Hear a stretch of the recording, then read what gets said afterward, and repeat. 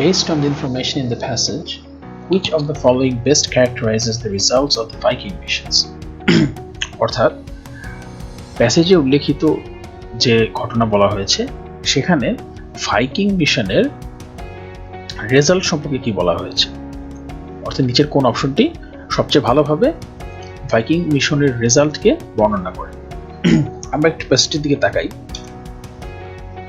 Second প্যারাতে Alas, save for some narrowly held dissenting opinions, no interpretations of the data supported the existence of viable life forms on Mars.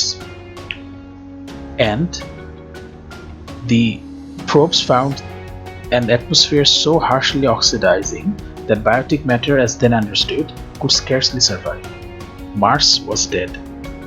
অর্থাৎ Viking মিশনের result হিসেবে যে সিদ্ধান্ত পাওয়া গিয়েছিল সেটা হচ্ছে যে মার্সে বা মঙ্গলে কোনো প্রাণের অস্তিত্ব নেই।